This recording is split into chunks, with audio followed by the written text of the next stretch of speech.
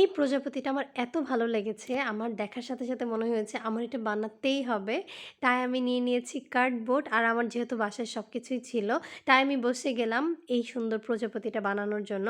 দেখি কতটুকু সেম করতে পারি। তো কার্ডবোর্ডটাতে আমি প্রজাপতির পাখাগুলো এঁকে নিয়েছি আর এরপরে সুন্দরভাবে পিস, পিস করে কেটে নিয়েছি। আর এটাতে আমি অ্যান্টি কাটার, কেচি ২ টা ব্যবহার করে কেটেছি কারণ এটা কাটা অনেক কষ্টের ছিল। যাই হোক, তারপরে আমি যেটা করছিলাম, আমি এখানে নিয়ে নিয়েছি পাটের চট। তোমরা এই পাটের চট নিয়ে আমাকে অনেকেই জিজ্ঞেস করো, আপু কোথায় পাওয়া যাবে? এটা তোমরা বাজারে গেলে পেতে পারো। যাই হোক, এরপরে আমি জাস্ট পাটের চটটাকে এভাবে সুন্দরভাবে লাগিয়ে দিচ্ছি এটার মধ্যে। আর এরপর একটা শেপে নিয়ে আসছি এটাকে, চারপাশ থেকে কেটে নিচ্ছি যাতে এটা সুন্দর একটা শেপে চলে আসে আর আমি এটাকে ভালোভাবে লাগিয়ে দিতে পারি। আর এরপরে আমি পিস পিস করে পাটের চটটাকে কেটে নিচ্ছি। তোমরা ভিডিও ফলো করে কাজগুলো করবে। অ্যান্ড এরপরে আমি জাস্ট একটা কলম নিয়ে এই যে চিকন স্পেসটা আছে এই সাইডে আমার হাত যাচ্ছিল না বিধায় আমি এখানে কলম ইউজ করেছি এটা লাগানোর জন্য। তারপরে আমি জাস্ট গ্লু গানের সাহায্যে আমি এই কাজটা করছিলাম। আর তোমরা এই ক্ষেত্রে অবশ্যই গ্লু গানটা ইউজ করবে কারণ এটা খুব কম টাইমে শুকিয়ে যায় আর অনেক স্ট্রংলি লেগে থাকে, খুলে যাওয়ার সম্ভাবনা থাকে না। যতটুকু পারো ফিনিশিং ভালো দেওয়ার চেষ্টা করবে। তো এখানে আমি সুন্দরভাবে পাটের চটটাকে এই পাতাটার মধ্যে লাগিয়ে দিচ্ছিলাম। আর অনেকে আমাকে জিজ্ঞেস করো, আপু বোর্ড কোথা থেকে নাও? বাজারে গেলেই তোমরা দেখতে পারবে বোর্ডের আলাদা দোকান থাকে। অবশ্যই বোর্ড কেনার ক্ষেত্রে মোটা বোর্ডগুলো নেওয়ার চেষ্টা করবে, এগুলো স্ট্রং থাকে বেশি। এই কার্টুনগুলো পার পিস তোমার 10-20 টাকা এরকম করে পড়তে পারে, কেজি হিসেবে বিক্রি হয় আর কি।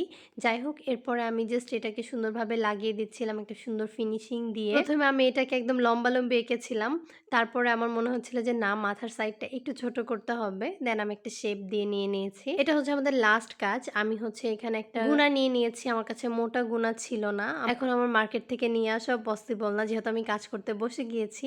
তাই আমি চিকন গুণাটাকে বারবার করে এরকম ভাবে পেঁচিয়ে পেঁচিয়ে মোটা গোনার মতো করে নিয়েছি। অ্যান্ড এরপরে আমি নিয়ে নিয়েছি চিকন পাটের সুতা। অ্যান্ড এই তো চিকন পাটের সুতাটাকে এইভাবে মাঝখান দিয়ে দিয়ে দেন আমি জাস্ট একটু গ্লুগান ইউজ করবো এখানে। এরপরে জাস্ট এটাকে পেঁচিয়ে দিচ্ছিলাম। অ্যান্ড পেঁচিয়ে দেওয়ার পর দেখবে এটা অনেক সুন্দরভাবে লেগে যাচ্ছে।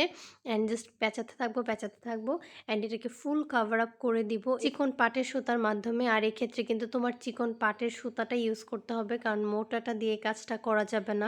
এরপরে দেখতে পাচ্ছ সেম ভাবে আমি আরেকটাও করে ফেলেছি। এখন জাস্ট আমি সবগুলোকে একটার সাথে আরেকটা অ্যাটাচ করে দিব। তো প্রথমে আমি গ্লু গানটা ইউজ করছিলাম এটার মধ্যে, ডানাগুলোকে আমি জাস্ট এই মাথাটার মধ্যে লাগিয়ে দিলাম, সুন্দরভাবে চাপ দিয়ে লাগাবো। বাট এটা না একদম লুজ হয়ে গিয়েছিল, আমার মনে হচ্ছিল খুলে যাওয়ার একটা সম্ভাবনা আছে। তাই আমি এক্সট্রা একটা বোর্ড ইউজ করেছি, বোর্ড ইউজ করে জাস্ট আমি দুই পাশে সুন্দরভাবে চাপ দিয়ে লাগিয়ে দিচ্ছি যাতে এটা অনেক বেশি স্ট্রং হয়, কোনোভাবে খুলে না যায়।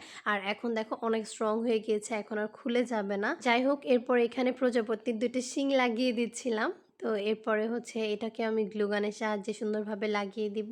অ্যান্ড এরপরে দেখো এটা কিন্তু মোটামুটি ভালো একটা লুক চলে এসেছে।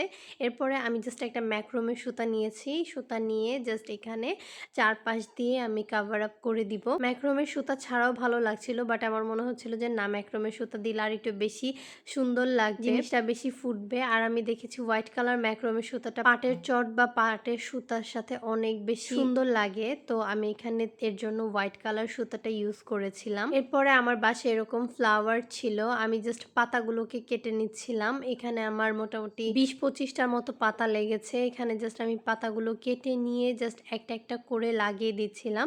তোমরা দেখতে পাচ্ছ আমি কিভাবে কাজটা করছি। আমি অনেকটা ওই পিকচারটার মতো করতে চাচ্ছিলাম। আমি আমার কাছে যে ফুলগুলো আছে সেটার মাধ্যমে আর কি কাজটা করছিলাম। আমার কাছে যেহেতু সিমিলার ফ্লাওয়ারগুলো ছিল না, বাট আমার কাছে এই লাড্ডু গোলাপগুলো ছিল ছোট সাইজটা, তাই আমি ছোট সাইজটা ইউজ করছিলাম।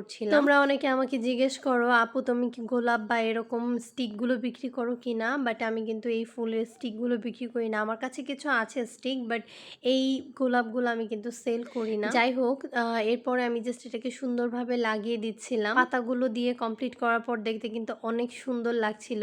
বাই দ্য ওয়ে, তোমরা যারা এখন আমার ভিডিও দেখছো আমার পেজে কিন্তু ফলো দিতে ভুলবে না। তোমরা ফলো দিলে, লাইক করলে আমার কিন্তু অনেক বেশি ভালো লাগে, কাজের প্রতি আগ্রহ অনেক বেশি বেড়ে যায়। আরো ইউনিক ইউনিক আইটেম ট্রাই করব, তোমাদের জন্য বানিয়ে দেখাবো, তাই আমার পেজে ফলো দিয়ে রাখবে। এরপরে জাস্ট এটা হ্যাং করার জন্য একটা সুন্দরভাবে পাটের রশি দিয়ে জাস্ট একটা হ্যাং করার সিস্টেম করে দিয়েছি যাতে এটা সুন্দরভাবে হ্যাং করে রাখতে পারি। পিছনেরটা আমি জাস্ট ঢাকতে চেয়েছিলাম, বাট এত বড় অংশ এটা কোনোভাবে ঢাকা পসিবল না, তাই ওরকমই রেখেছি আমি। অ্যান্ড এটা হচ্ছে এটার ফাইনাল লুকটা। এটা কিন্তু অনেক, অনেক, অনেক সুন্দর লাগছে। কেমন হয়েছেন তোমরা অবশ্যই কমেন্টে জানাতে ভুলবে না। আমি যে পিকচারটা দেখিয়েছিলাম এর সাথে কতটুকু মিলেছে তোমরা অবশ্যই কমেন্টে জানাবে। আমার এটা অনেক ভালো লেগেছিল তাই আর কি ট্রাই করেছি। তোমরা চাইলে এরকম জিনিসগুলো নিজে ঘরে বসে বানাতে পারবে। আর তোমরা যদি কেউ চাও আমার কাছে অর্ডার করতে পারবে এই সুন্দর ওয়াল হ্যাঙ্গারগুলো। সবাই ভালো থাকবে, সুস্থ থাকবে। আমার পেজে ফলো দিতে ভুলবে না। আজকের মতো এ পর্যন্তই। আল্লাহ হাফেজ।